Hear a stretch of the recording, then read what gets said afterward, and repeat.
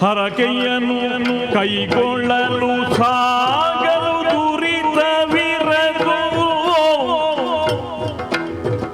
ಹರಕೆಯ ಆರೋಗ್ಯವನ್ನು ಕೈಗೊಳ್ಳುತ್ತ ಸಾಗಲು ದುರಿತವಿರದು ಹರಿಗೆ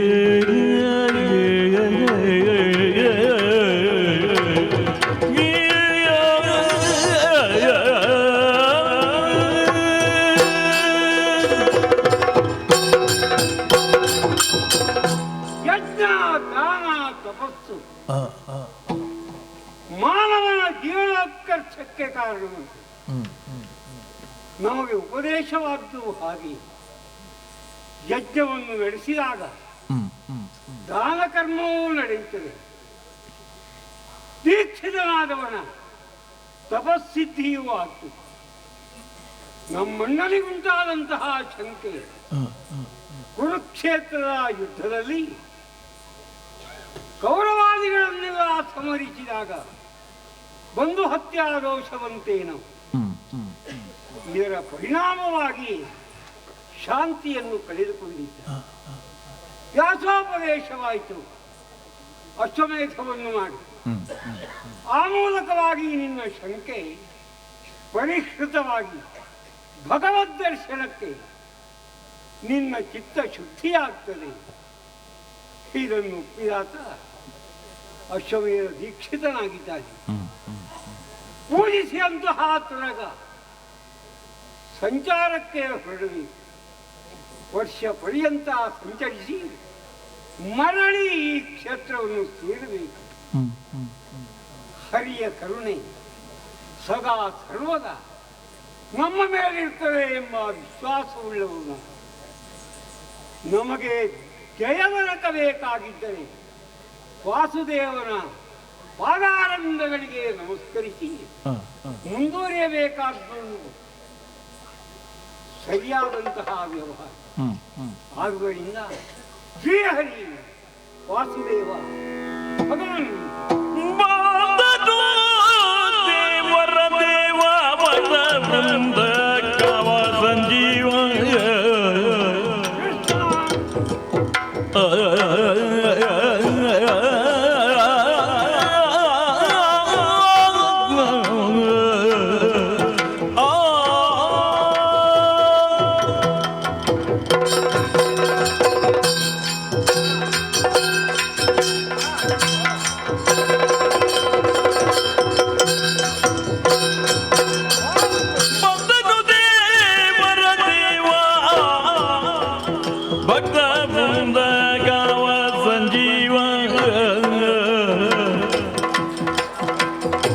ಚಂದ್ರಕೋಟಿ ಪ್ರಕಾಶ ಚಾರು ವಿಲಾಪ ಇಂದ್ರನರ್ದನ ಭಾವಗರುಣಲಿಗಾವ ಸಂಜೀವ ಬಂದನು ದೇವರ ದೇವ ಭಕ್ತ ವೃಂದಗಾವ ಸಂಜೀವ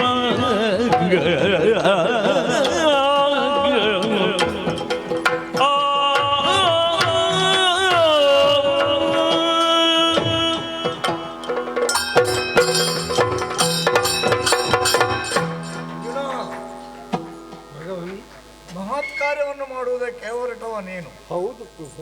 ಈ ಮಧ್ಯದಲ್ಲಿ ನನ್ನನ್ನು ಸ್ತುತಿಸಿದ ಹಾಗೆ ನನಗೆ ಕೇಳಿಸಿತು. ಹೌದು. ಯಾಕೆ ಏನು ಅಂತ ಅರ್ಥ ಆಗಲಿಲ್ಲ.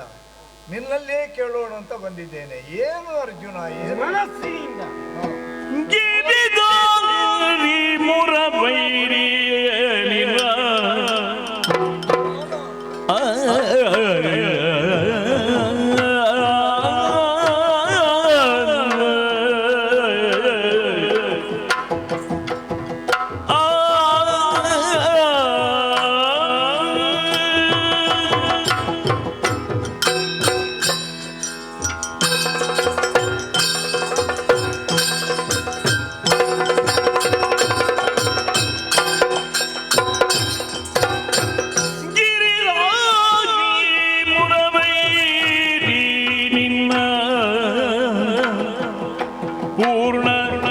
ಕರುಣೆಯುಳ್ ಮಮ ಬಾಳು ಚೆನ್ನ ನಿನ್ನ ಕರುಣೆಯುಳ್ ಮಮ ಬಾಳು ಚೆನ್ನ ತುರಗ ಮೇಧಗೆ ಸೈನ್ಯ ಬೆರದು ಕದಿಗೂದೆ ತುರಗ ಮೇಧಗೆ ಸೈನ್ಯ ಬೆರದು ಕದಿಗೂದಿಸಿ ತೆರಳುವೆ ಸಂಕಟ ಬರೆ ಕಾಯವೇ ಎಂಬ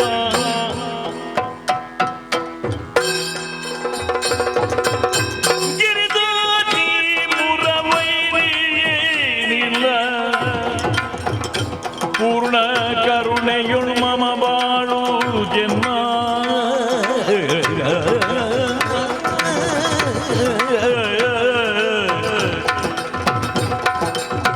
ಹರಿ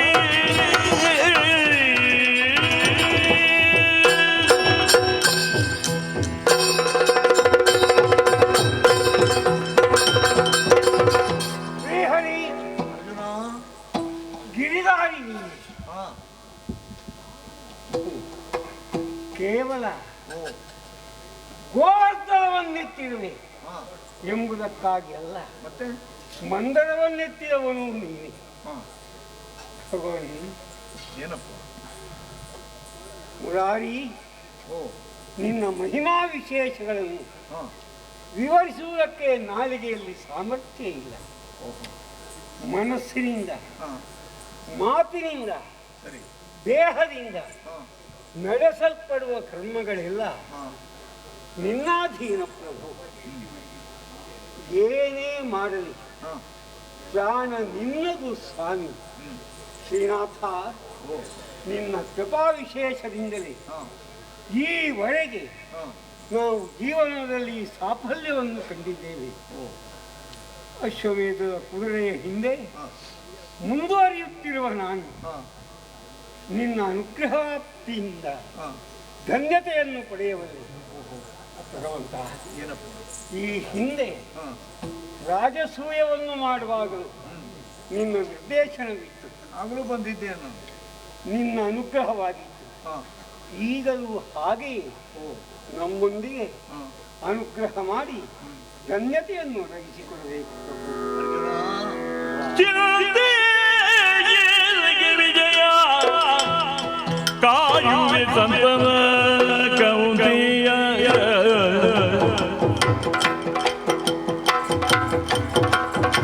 ಮುಂತೆರಳಲು ನಿಜ ಸೇನೆಯ ತಗಿದಲಿ ಅಂತರಿಸಲಿ ನಾ ಪೊರೆಯುವೆ ನಿಮ್ಮನು ಚಿರತೆಗೆ ವಿಜಯ ಕಾಯುವೆ ಸಂತದ ಕೌಂತೆಯ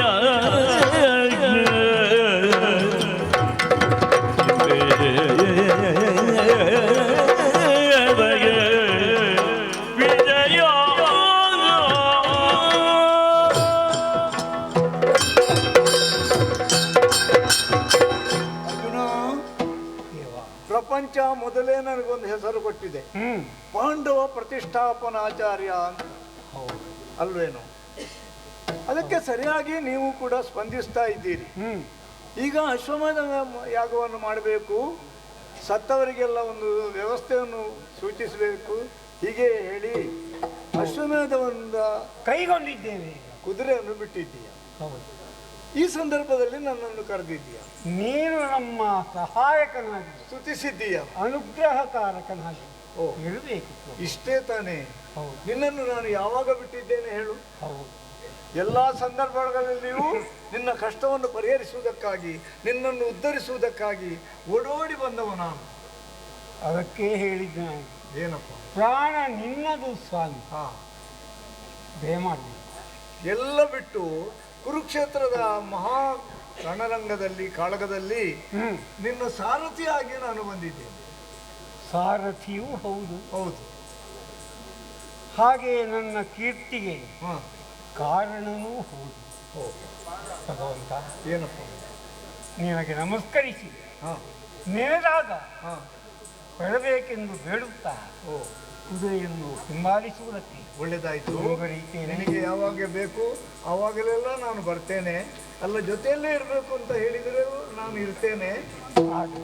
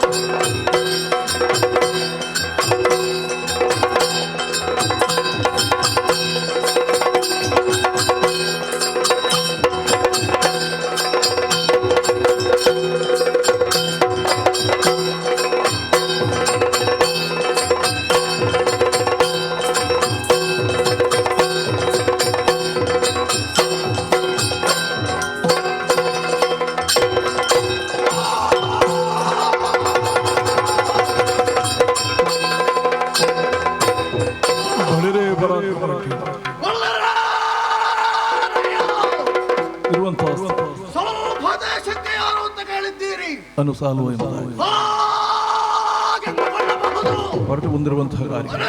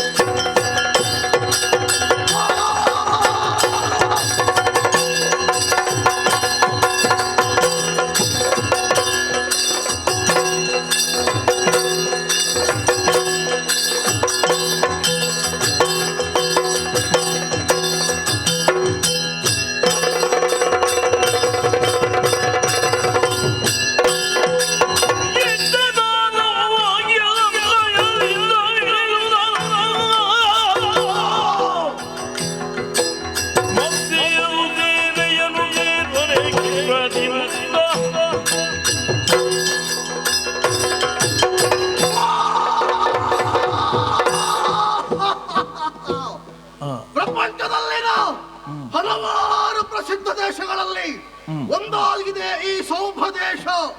ಅನುಸಾಲ್ವ ನಾಮಕನಾದಂತಹ ನಾನು ಈ ಸೌಭ ದೇಶವನ್ನು ಸಂಭ್ರಮದಿಂದ ಆಳ್ವಿಕೆ ನಡೆಸುತ್ತಾ ಬರುತ್ತಿದ್ದೇನೆ. ಒಂದು ಕಾಲದಲ್ಲಿ ಹಸ್ತಿನಾವತಿಯ ಅಶ್ವಮೇಧದ ದುರಗ ಈ ಸೌಭ ದೇಶವನ್ನು ಪ್ರವೇಶಿಸಿತು. ಕ್ಷಾತ್ರತನ ಜಾಗೃತವಾಯಿತು. ಕುದುರೆಯನ್ನು ಕಟ್ಟಿದೆ, ಸೆಣಸಾಡಿದೆ ಪಾರ್ಥನೊಡನೆ. ಪರಿಣಾಮವಾಗಿ ಸೋಲನ್ನು ಅನುಭವಿಸಬೇಕಾಯಿತು. ಇದಕ್ಕೆ ಕಾರಣ ಹರಿಯ ಕೃಪಾ ಕಟಾಕ್ಷ ಆ ಪಾಂಡವರ ಪಕ್ಷದಲ್ಲಿದ್ದದ್ದು. ಸೋತದ್ದು ಒಳ್ಳೆಯದೇ ಆಯಿತು. ಹರಿಯ ದರ್ಶನ ಭಾಗ್ಯ ನನಗೆ ಲಭಿಸಿದೆ. ಇದು ಮತ್ತಾರಿಗೂ ಲಭಿಸುವುದಿಲ್ಲ. ಯೋಗ್ಯತೆ ಇದ್ದವರಿಗೆ ಮಾತ್ರ ಸಾಧ್ಯ. ಹಾಗಾಗಿ ಒಂದು ಕಾಯಕವು ನನ್ನ ಪಾಲಿಗೆ ಒದಗಿ ಬಂದಿದೆ. ಸಂಗ್ರಹವಾದಂತಹ ಕಪ್ಪಗಳನ್ನೆಲ್ಲ ಹಸ್ತಿನಾವತಿಗೆ ಕೊಂಡು ಹೋಗುವಂತಹ ಕಾಯಕ. ಇಂದಿನ ಕಾರ್ಯ ಮುಗಿದಿದೆ. ಕರೆ ಕೇಳಿಸುತ್ತಾ ಇದೆ. ಪಾಂಡವ ಸೇನೆಯನ್ನು ಸೇರಿಕೊಳ್ಳುತ್ತೇನೆ.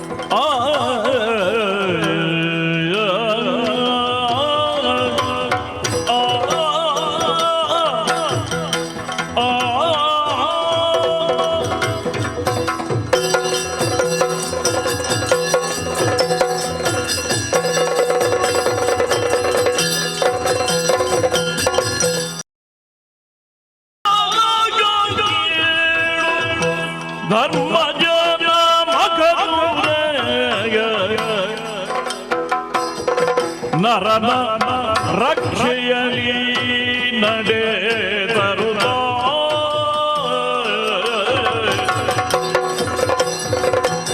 ನರಪತಿಗಳನ್ನು ಮಣಿಸಿ ಕಪ್ಪಗಾಡಿಗೆ ಕೊಳ್ಳು ಹರಿಯ ಕರುಣ ಕವಚವ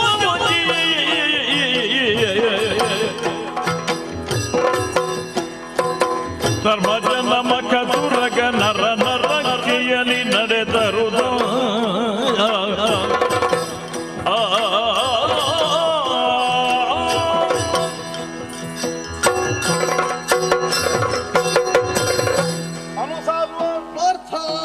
ಪ್ರದ್ಯುಮ್ನ ವೃಷಕೇತಾದಿಗಳು ಚಿಕ್ಕಪ್ಪ ಸಮಸ್ತರೂ ಸೇರಿ ನಮ್ಮಣ್ಣ ಕೈಗೊಂಡಂತಹ ಮಖದುರಗದ ರಕ್ಷಣಾರ್ಥವಾಗಿಯೇ ಹೊರಟು ಬಂದವರಿದ್ದೇವೆ.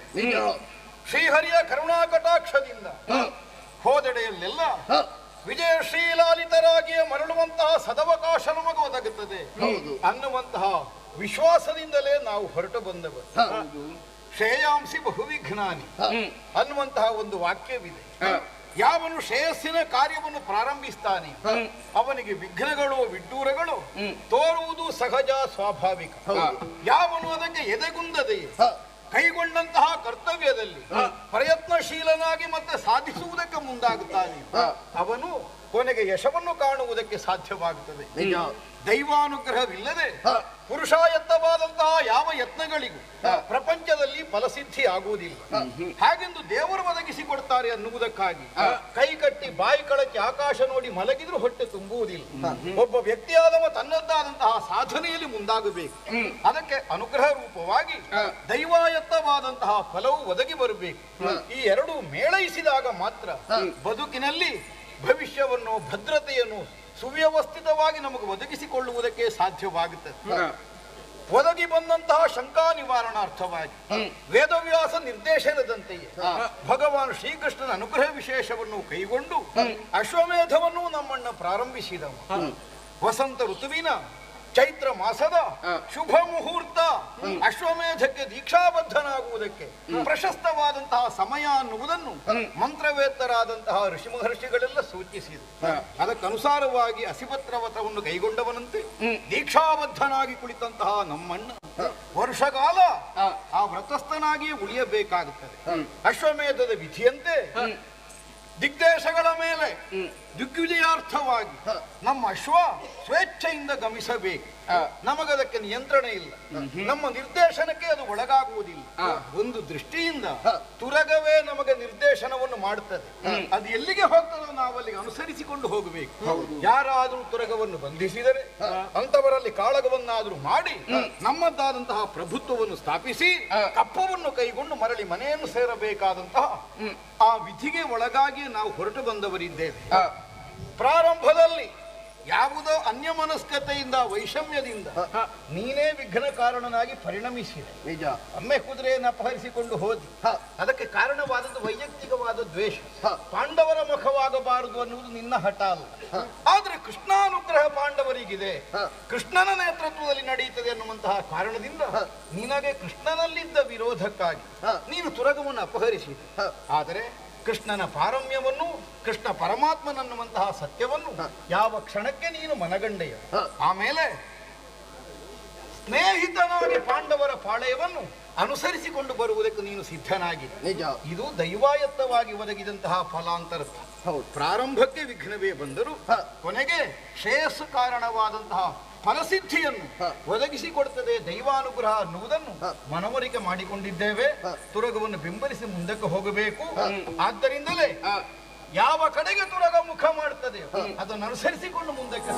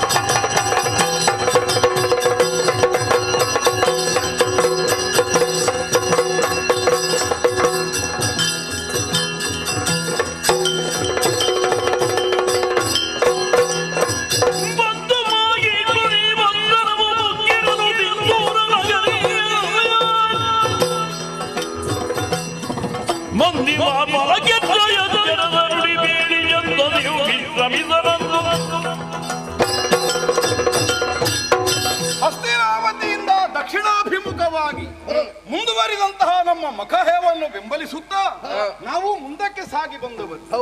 ಬಂದು ನಿಂತದ್ದು ಮಾಹಿಷ್ಮತಿಪುರದ ಸೀಮೆಯನ್ನು.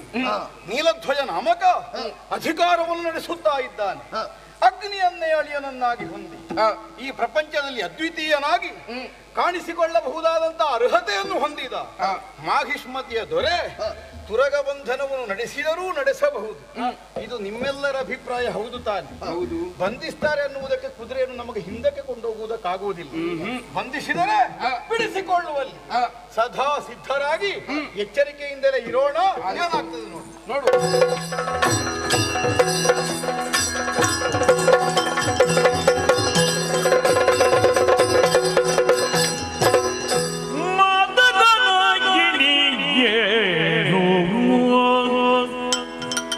ಗೆಲುವಿಗೆ ಮದನ ಮಂಜರಿದ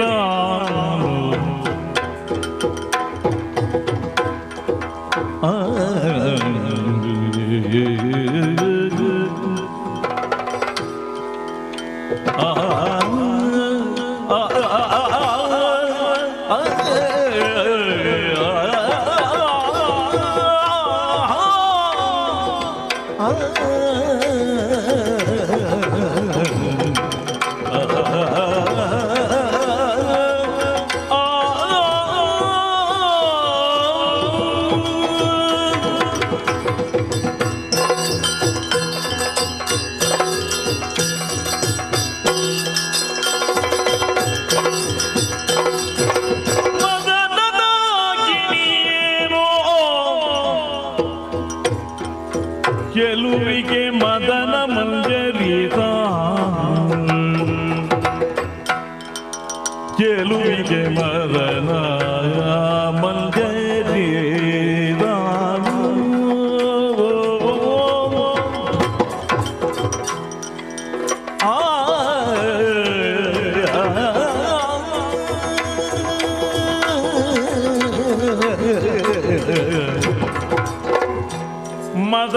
ಮದನಾರಿಯ ಅರ್ಚನೆ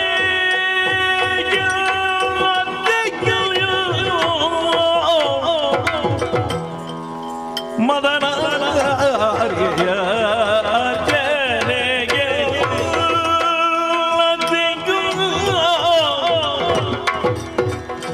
ಸದರದಿ ಸೂಚಿಸೆ ಪತಿಪರ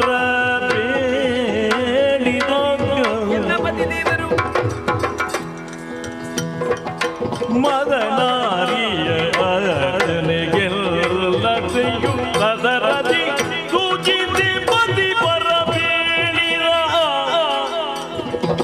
ಮದನಾರಿಯ ಅರನೆಗೆಲ್ಲತೆಯು ಸದರದಿ ಸೂಚಿಸಿ ಪತಿ ಪರ ಬೇಡಿದ ಮದನನ ಗಿಣಿಯೇನೋ ಗೆಲುವಿಗೆ ಮದನ ಮಂಜರಿದ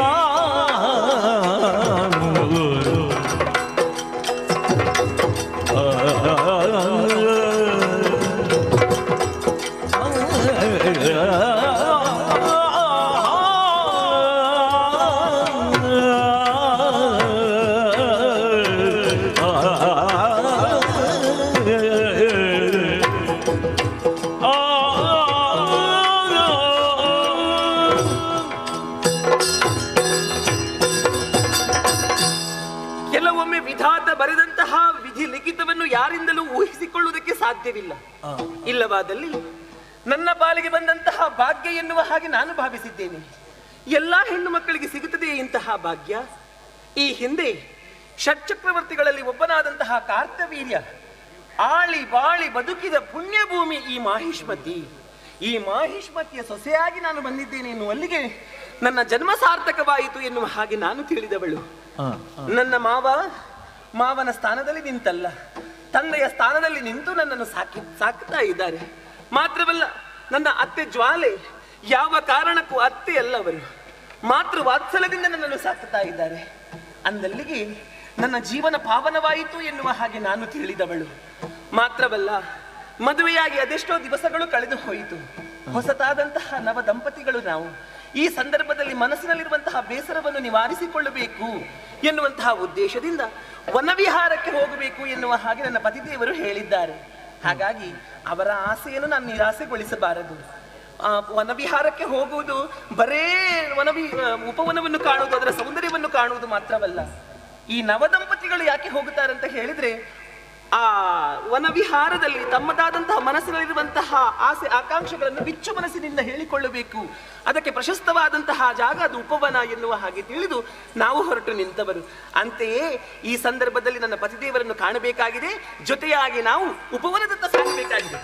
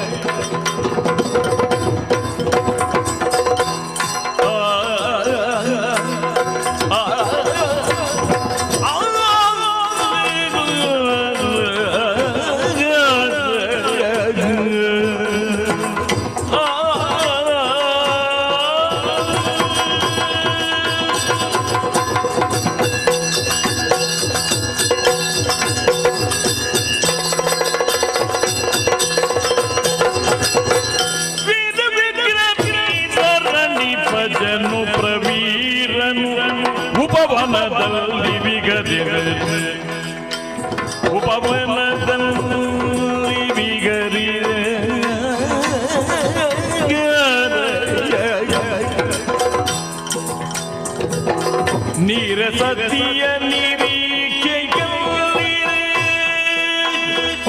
ನೀರೇ ಸತಿಯ ನಿರೀಕ್ಷೆಗೆ ನಾರಿ ಬರಲು ಅರಳಿ ಬರುವೀರನು ಮನದಲ್ಲಿ ವಿಗರಿದ ನೀರೇ ಸತಿಯ ನಿರೀಕ್ಷೆಯಲ್ಲಿ ನಾರಿಯೇ ಬರಲು ವೀರ ವೀರ ವಿಕ್ರಮಿ ಧರಣಿ ಭಜನು ಪ್ರವೀರ ಉಪವನ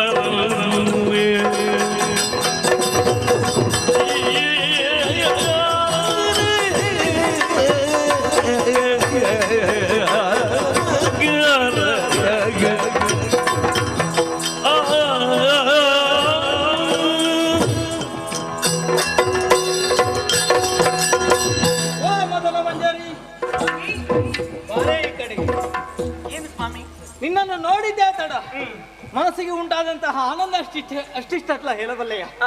ವಿಶಾಲವಾಗಿರುವಂತಹ ವಿಶ್ವ ಭೂಪಟದಲ್ಲಿ ಚುಕ್ಕಿಯ ಅಪರಾಧಿಯಂತೆ ಕಾಣ್ತಾ ಇದೆ ನಮ್ಮ ಪುರ.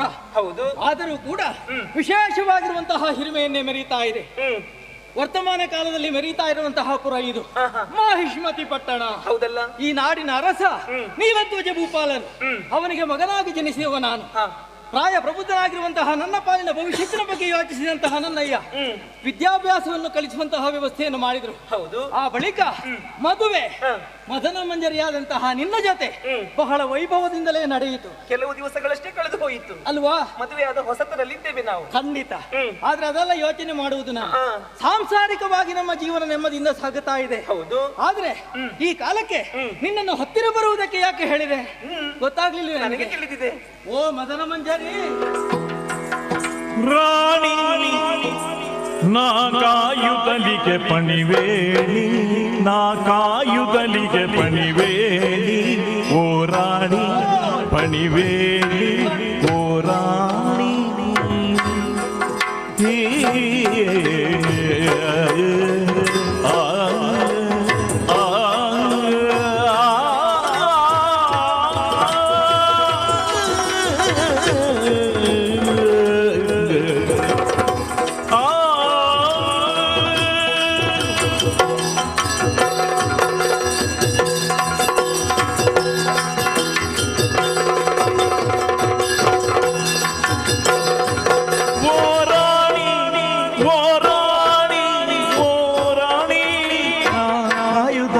ಪಣಿವೇಣಿ ನಾ ಕಾಯುತ್ತಲಿಗೆ ಪಣಿವೇಣಿ, ನಾ ಕಾಯುತ್ತಲಿಗೆ ಪಣಿವೇಣಿ.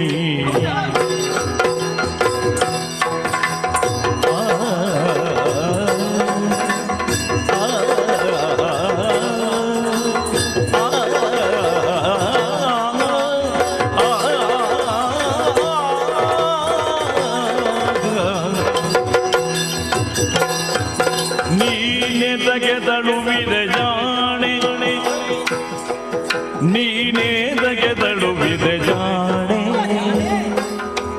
ನೀನೇ ತೆಗೆದಳುವಿದೆ ಜಾಣೆ ಏಳನ ಎನೆದವ ಸಂಗದ ವಿಕರಿತೆ ನಾನದಿದವ ಗದುಡಿರುವೆನು ಮಾನಿನಿ ಏಳನ ಎನೆದವ ಸಂಗಡ ವಿಕರಿತೆ ನಾನದಿದವ ಗದುಡಿರುವೆನು ಮಾನಿನಿ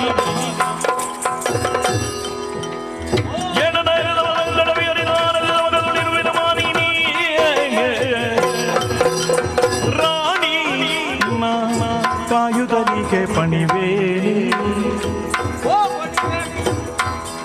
ನಾ ಕಾಯುದಲಿಗೆ ಪಣಿವೆ ನೀದಕ್ಕೆ ತಳ್ಳುವುದೇ ರಾಣಿ ಕಾಯುದಲಿಗೆ ಪಣಿವೆ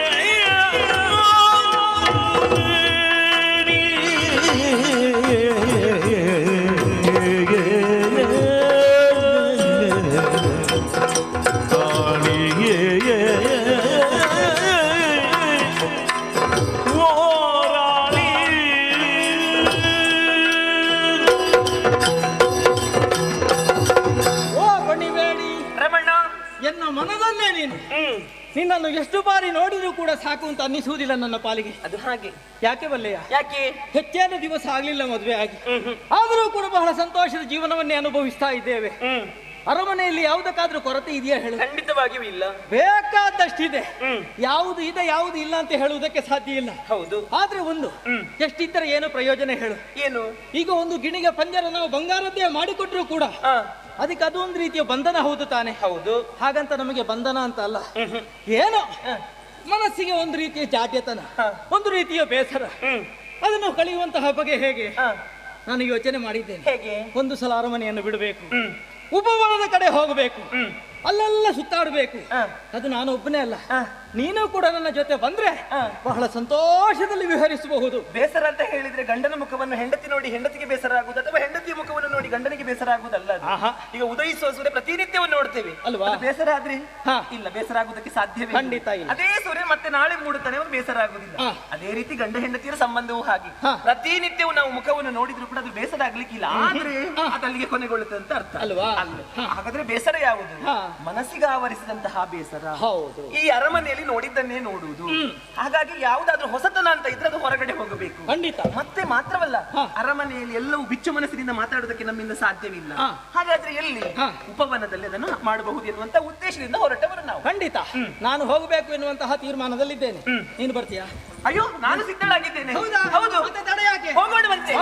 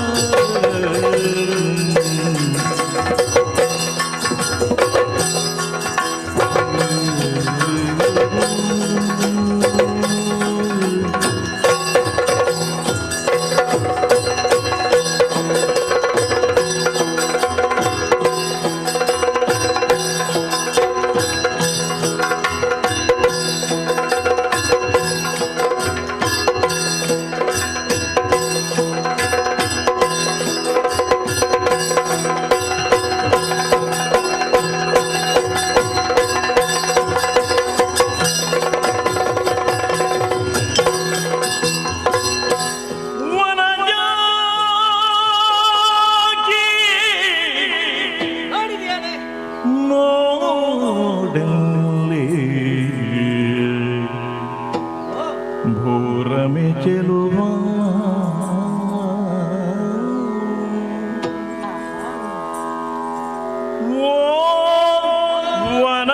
ವನಜಾಗಿ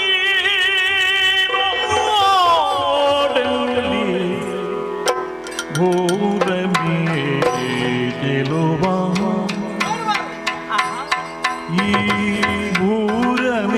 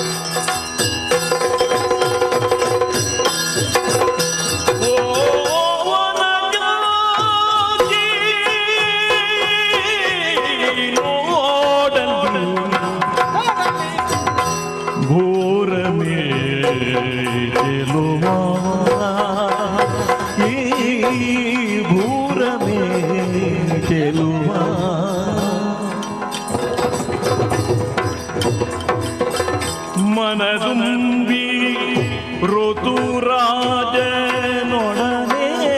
ಸಂಗಮವ ಮನದುಂಬಿ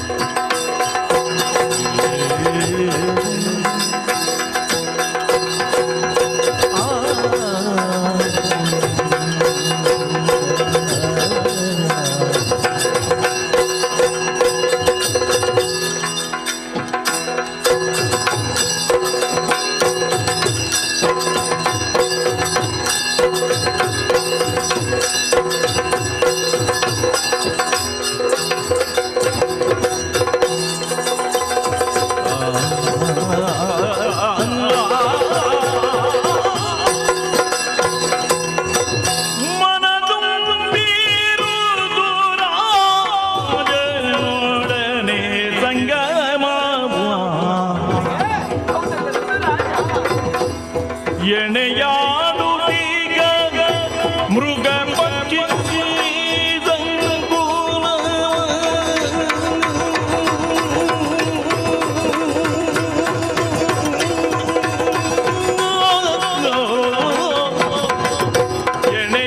ಎಣೆಯಾಡುತ್ತೀಗ ಮೃಗ ಪಕ್ಷಿ ಸಂಕುಲ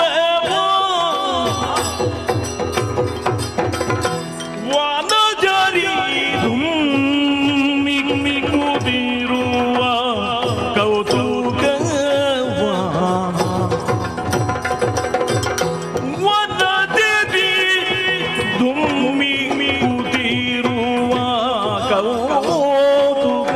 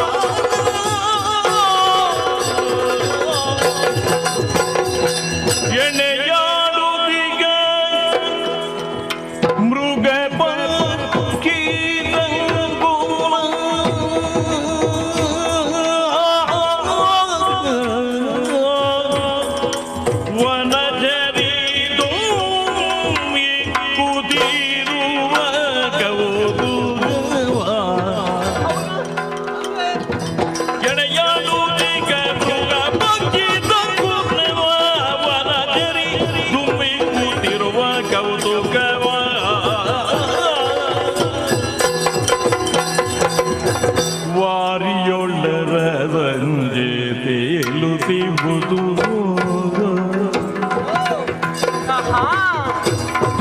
ವಾರಿಯೊಳ್ಳರ ಸಂಜೆ ಅರಸಂಜೆ ತೇಲಿತಿರುವುದು ಚಾರು ನಟದೊಳು ಮೇಘ ವಾಲುತ್ತಿರುವುದು ಚಾರು ನಟದೊಳು ಮೇಘ ವಾಲುತ್ತಿರುವುದು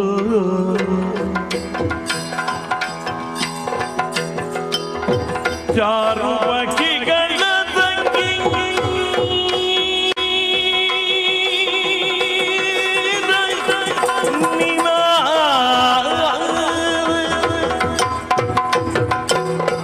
ಚಾರು ಪಕ್ಷಿಗಳ ಸಂಗೀತ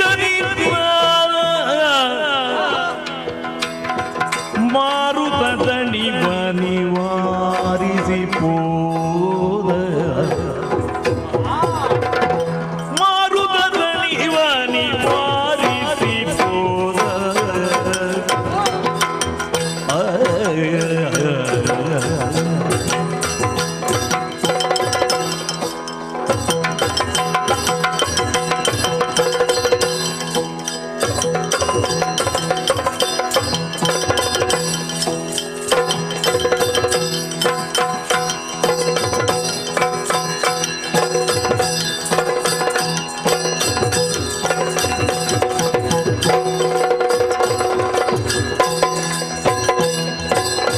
ಚಾರು ಪಕ್ಷಿಗಳ ಸಂಗೀತ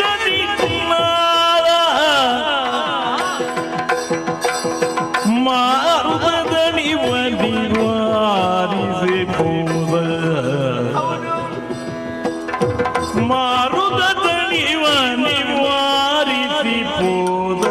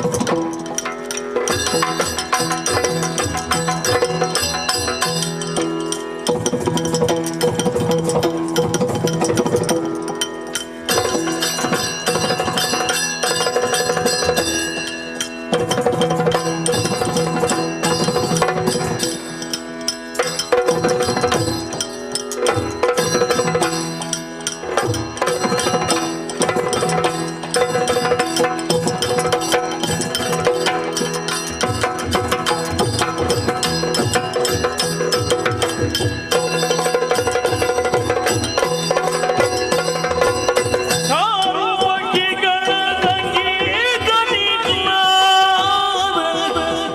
ಮಾರುತ ದಣಿವ ನಿವಾರಿಸಿ ಪೋದ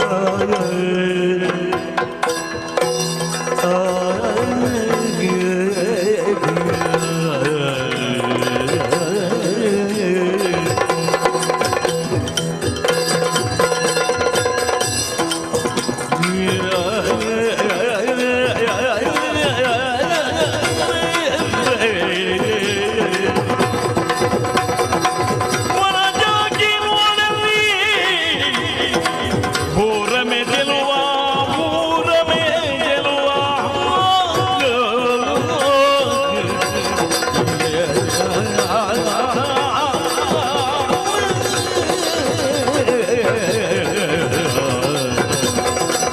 ನೋಡಲಿ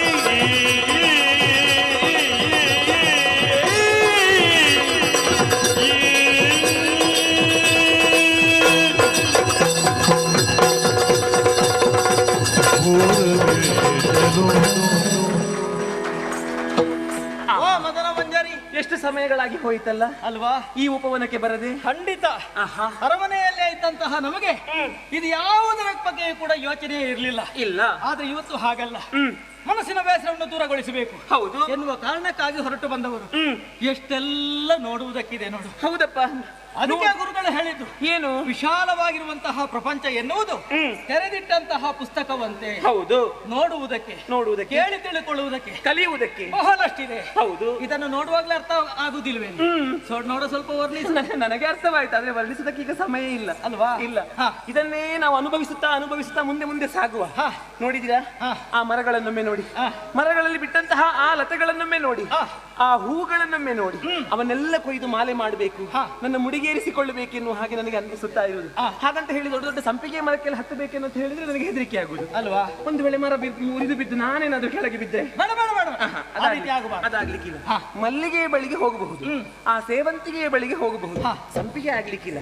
ಇನ್ನು ಸ್ವಲ್ಪ ಮುಂದೆ ಬನ್ನಿ, ಆ ಕೊಳವನ್ನೊಮ್ಮೆ ನೋಡಿ. ಆಹಾ, ಆ ಹಂಸಗಳು, ಒಂದು ಗಂಡು ಹಂಸ, ಇನ್ನೊಂದು ಹೆಣ್ಣು ಹಂಸ ಅಲ್ವಾ? ಅದು ಪ್ರಣಯದಾಟವನ್ನು ಆಡ್ತಾ ಇದೆ ಅಂತ ಕಾಣುತ್ತದೆ. ಖಂಡಿತ ಹೌದು. ಗಿಣಿಮರಿಗಳು ಹಾಗೆ, ಕೋಗಿಲೆಯೂ ಹಾಗೆ ಪ್ರಣಯದಾಟಗಳನ್ನು ಆಡುತ್ತಾ ಇದೆ. ನಮ್ಮ ಹಾಗೆ ಕಾಣುತ್ತಾ ಇದೆ. ನಾವು ಮಾತಾಡುತ್ತೇವೆ, ಅವುಗಳ ಭಾಷೆಯಲ್ಲಿ ಮಾತಾಡ್ತಾ ಇವೆ. ಹೌದು. ಮೇಲೆ ನೋಡುತ್ತೆ ನೀಲ ಗಗನ, ಸುತ್ತ ನಾಡು ಶಾಂತ ಭವನ, ಸುಪ್ರಸನ್ನವಾಗಿರುವಂತಹ ವಾತಾವರಣ. ಅದಲ್ವೇ ನಾವು ಇಲ್ಲೇ ಇಷ್ಟು ನೋಡಿದ್ರೆ ಮುಂದೆ ಎಷ್ಟು ಅನುಭವಿಸುವುದಕ್ಕೆ ಸಾಧ್ಯ ಇಲ್ಲ. ಹೌದು. ತಡ ಮಾಡುವುದಲ್ಲ, ಸ್ವಲ್ಪ ಮುಂದೆ ಹೋಗುವ. ಹೇಗೆ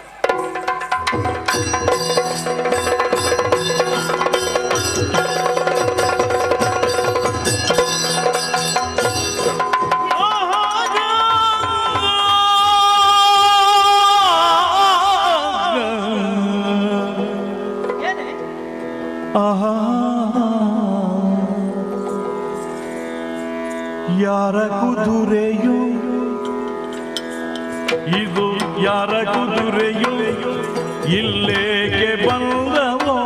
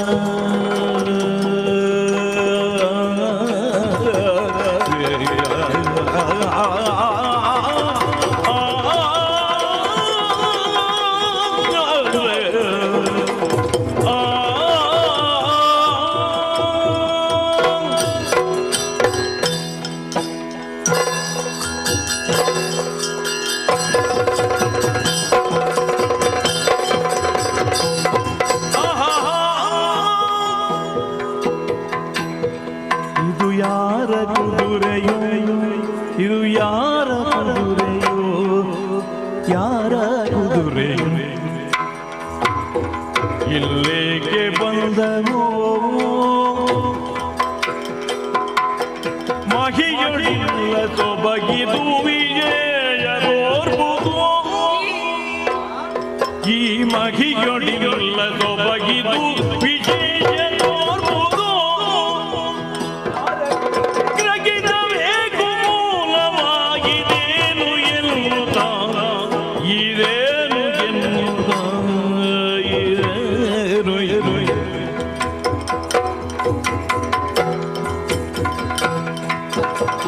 ಮಹಿಯೋ ಇಲ್ಲ ಸೊಬಗಿರೋ ವಿಜಯದೋರ್ಬುದು, ಗ್ರಹಿಸಬೇಕು ಮೂಲವಾಗಿದೇನು ಎನ್ನುವುದ, ಮಗೆಯೊಳಿಲ್ಲ ಸೊಬಗಿದು ವಿಜಯದೋರ್ಬುದು, ಗ್ರಹಿಸಬೇಕು ಮೂಲವಾಗಿದೇನು ಎನ್ನುವುದ. ಯಾರ ಕುದುರೆಯು ಇಲ್ಲೇಕೆ ಬಂದವು, ಇದು ಯಾರ ಕುದುರೆಯೋ ಇಲ್ಲೇಕೆ ಬಂದು,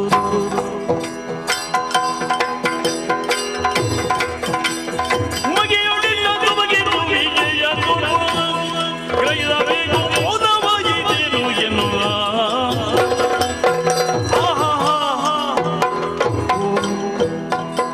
ಯಾರ ಕುದುರೆಯೋ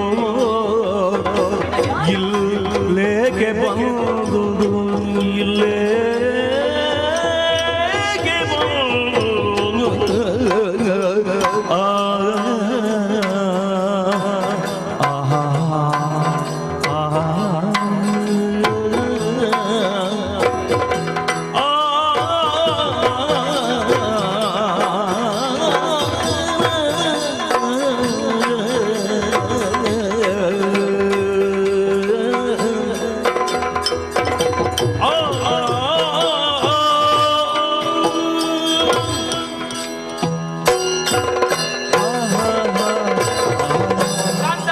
ಕಾಂತ, ಈ ವನ ಸೌಂದರ್ಯವನ್ನು ಸವಿಯುತ್ತಾ ಮುಂದೆ ಮುಂದೆ ಬರ್ತಾ ಇದ್ದೇವೆ. ಆಹಾ, ಆ ವಿಶಾಲವಾದಂತಹ ವೃಕ್ಷ ತಾನು ಬೆಂದು ಉಳಿದವರಿಗೆ ನೆರಳನ್ನು ಕೊಡುತ್ತದೆ. ಯಾವುದೇ ಅಪೇಕ್ಷೆಯನ್ನು ಬಯಸುವುದಿಲ್ಲ. ಮಾತ್ರವಲ್ಲ, ನಾವು ಎಷ್ಟೇ ಅದಕ್ಕೆ ಕಲ್ಲು ಹೊಡೆದ್ರು ಕೂಡ ನಮಗೊಂದು ಹಣ್ಣನ್ನಾದ್ರೂ ಕೊಡುತ್ತದೆ ಅಲ್ವಾ. ನಾವು ಮನುಷ್ಯರು ಹಾಗೆ ಆಗಬೇಕು. ನದಿಯು ಹರಿಯುವಂತಹ ನದಿಯೂ ಹಾಗೆ ಯಾವುದೇ ಪ್ರತಿಫಲ ಅಪೇಕ್ಷೆ ಇಲ್ಲದೆ ನಮಗೆ ಕುಡಿಯುವುದಕ್ಕೆ ನೀರನ್ನು ಕೊಡುತ್ತದೆ. ಹಾಗಂತ ಹೇಳಿ ಆ ನೀರನ್ನು ರಕ್ಷಿಸುವಂತಹ ಹೊಣೆಗಾರಿಕೆ ನಮ್ಮದಾಗಬೇಕು. ಖಂಡಿತ. ಹಾಗಾಗಿ ಈ ವನವನ್ನು ಸವಿಯುತ್ತಾ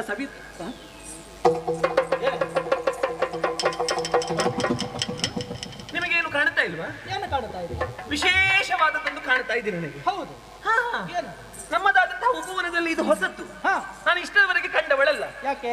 ಆಹಾ ಆಹಾ, ಏನೇ ಕುದುರೆ ಕಾಣ್ತಾ ಇಲ್ಲ ನಿಮಗೆ? ಕೂದಲಯ ಅದು ನಮ್ಮ ಲಾಯದಲ್ವೇ? ಅಯ್ಯೋ ದೇವರೇ, ನಮ್ಮ ಲಾಯದಾದ್ರೆ ಹಾಗೆ ಇರ್ತದ? ಇದು ನೋಡಿ ವಿಶೇಷವಾಗಿ ಶೃಂಗರಿಸಲ್ಪಟ್ಟಿದೆ. ಅದೇ ಆಗಿಂದ ಗಮನಿಸ್ತಾ ಇದ್ದೇನೆ. ವಿಶೇಷವಾದಂತಹ ಹಯವನ್ನು ನಾನು ಕಾಣ್ತಾ ಇದ್ದೇನೆ. ಇಷ್ಟರವರೆಗೆ ಕಂಡವಳಲ್ಲ ನಾನು. ಹಾಗಾದರೆ ಇದು ನಮ್ಮ ನಾಡಿನ ಕುದುರೆ ಅಲ್ಲವೇ ಅಲ್ಲ ಎನ್ನುವ ಹಾಗೆ ಅದನ್ನು ಕಾಣುವಾಗ ಅರ್ಥವಾಗುತ್ತಾ ಇದೆ. ಅದನ್ನು ಶೃಂಗರಿಸಿರುವಂತಹ ರೀತಿಯನ್ನು ನೋಡುವಾಗ ಅರ್ಥ ಆಗುತ್ತದೆ. ಶೃಂಗರಿಸಲ್ಪಟ್ಟಿದೆ. ಹಾಗಾದ್ರೆ ಬೇರೆ ಯಾವುದೋ ನಾಡಿನಿಂದ ನಮ್ಮ ನಾಡಿಗೆ ಪ್ರವೇಶವನ್ನು ಮಾಡಿದೆ. ಯಾಕಿರಬಹುದು? ಏನಿರಬಹುದು? ಇಲ್ಲ, ಇದನ್ನು ಶೋಧಿಸಲೇಬೇಕು. ನಾನು. ಹೌದಾ? ಈಗ ನಾನು ಅಲ್ಲಿಯವರೆಗೆ ಹೋಗಿ ಶೋಧಿಸಿ ಏನು ಅಂತ ತಿಳ್ಕೊಂಡು ಬರ್ತೇನೆ.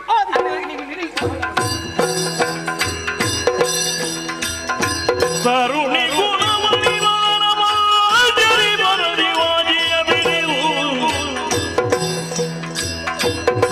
ಹಣೆಯೊಳು ಬರೆದು ಕಟ್ಟಿಗಲಿಗಿದವ ತೆಗೆದು ನೋಡಿದಳು.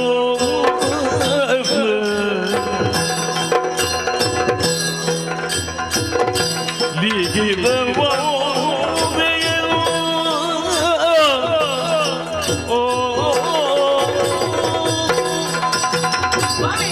ಅಲ್ಲಿವರೆಗೆ ಹೋದೆ. ಆ ಕುದುರೆಯನ್ನು ನೋಡಿದೆ. ಹೌದು, ಗೊತ್ತಾಯ್ತು. ಎಲ್ಲವೂ ಗೊತ್ತಾಗ್ಲಿಲ್ಲ, ಸ್ವಲ್ಪ ಮಟ್ಟಿಗೆ ಗೊತ್ತಾಯ್ತು. ಆದ್ರೆ ಅದರ ಹಣೆಯಲ್ಲಿ ಒಂದು ಲಿಖಿತವಾದ ಒಂದು ಓಲೆ. ಹೌದಾ? ತಂದವಳು ನೀನಲ್ವಾ? ಅದನ್ನು ಹಿಡ್ಕೊಂಡು ಬಂದಿದ್ದೇನೆ. ಅದರಲ್ಲಿ ಏನಿದೆ ಅಂತ ಅಲ್ಲಿ ನಾನು ಓದಿಲ್ಲ, ಇಲ್ಲಿ ಓದುತ್ತೇನೆ. ನೀನೇ ಓದು. ನಾನು ಓದಬೇಕು. ಹಾಗಾದ್ರೆ ಓದು. ಸೋಮಗುಣದಿಲಕನಾಗಿ ಗೈಯಿಟ್ಟಿರ ನೃಪದಿನೇ ಮದಿಯುಗೈದ ಅಶ್ವಮೇಧವನು ಸಾಮದಿವು ಕಾಣಿಕೆಯ ನೀಡದಿರೆ ಬಲಗುಣನ ಸಾಮರ್ಥ್ಯಗಿದಿರಾಗಲೇ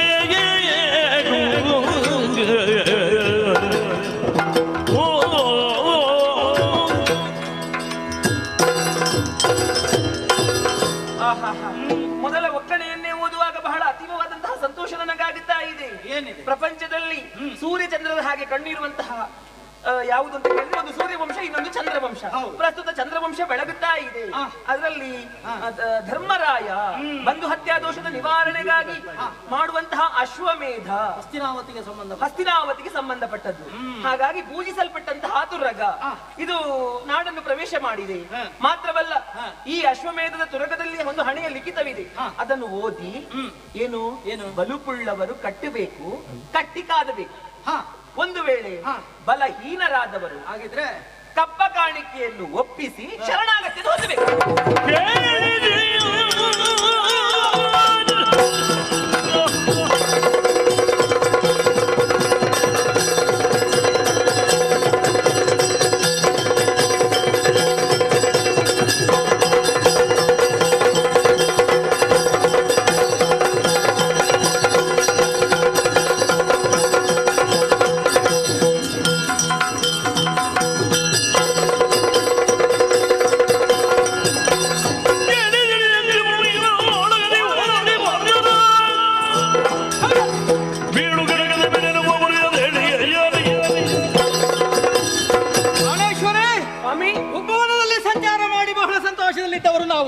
ಕ್ಷಣದಿಂದಲೇ ಸಿಟ್ಟು ಬರುವುದಕ್ಕೆ ಕಾರಣ ನೀನು ತಂದಿರುವಂತಹ ಓಲೆ, ಆ ಕುದುರೆಯ ಹಣೆಯಲ್ಲಿದ್ದಂತಹ ಲಿಖಿತ, ಅದನ್ನು ಓದಿದ್ದೇ ತಡ ನೀನು.